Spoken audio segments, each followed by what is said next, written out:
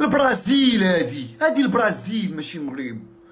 واو واو، والله لا دوختونا بالله، والله لا دوختونا بالله العلي العظيم.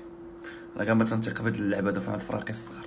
ها وليد الركراكي قال الحقيدي 5-0 المعلم ما عقلش على الافارقه. بغيتوا الاداء ها الاداء، بغيتوا الاهداف ها الاهداف، بغيتوا كاس افريقيا هو ماجي كاس افريقيا. كمل معايا الفيديو حتى الاخر باش تفهم كلشي، وما تنساش دير هاشتاغ ديما مغرب وتقول لي كيف جات لك المباراه. كما عارفين ان المنتخب المغربي ضرب افريقيا الوسطى ب5-0. الهدف الاولي ديال عبد الصمد زوزولي في الدقيقه 18، والثاني أوناحي في الدقيقه 38، والثالث اشرف حكيمي في الدقيقه 45، ومن موراها بدقيقه أوناحي كيماركي الهدف ديالو الثاني. والهدف الرابع جا في الشوط الثاني من ضربه جزاء في الدقيقه 70 من طرف اسطوره ديالنا سفيان الرحيمي بذكريات اولمبياد باريس. صراحه 5-0 المعلم، نتيجه واعره وفي المستوى. كانوا بعض الاخطاء فرديه ولكن المنتخب المغربي عول خزيت هذه المره. احسن لاعب جاني في المباراه هو عز الدين أوناحي، ساهم ب3 ديال الاهداف ولعب 90 دقيقه كامله مكموله. صراحه أوناحي كيدوز واحد الفتره صعبه، ولكن ان شاء الله عاد رجع الثقه ديالو وعرجع الملاعب كما كانت شحال هادي. والمباراه الجايه غتكون في نفس الوقت وفي نفس الملعب مع 8 العشيه في ملعب وجده نهار الثلاث ان شاء الله يا ربي، ومربوح على المنتخب المغربي.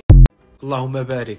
5 مقابل لا شيء. اليوم كان اللعب هو تقريبا الاداء فردي اكثر من جماعي. اليوم شفنا كرة القدم جميلة، شفنا زيادة عدد اللاعبين في منطقة الخصم، واخا خصم متوسط او خصم ضعيف، لكن ركراكي دار واحد الشغل ديال زيادة عدد اللاعبين في منطقة الخصم، وهذا الشيء اللي شفنا اهداف فردية جميلة خصوصا من أوناحي وكذلك اشرف حكيمي وكذلك الزلزولي اليوم مارك هدف وصنع هدف وتسبب في ركلة الجزاء اللي ماركها سفيان الرحيمي. اما عز الدين أوناحي فهو في الشوط الاول مارك هدف وصنع هدف ورجع مارك هدف.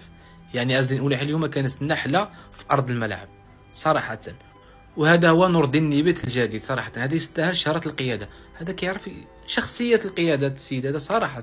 اللهم بارك.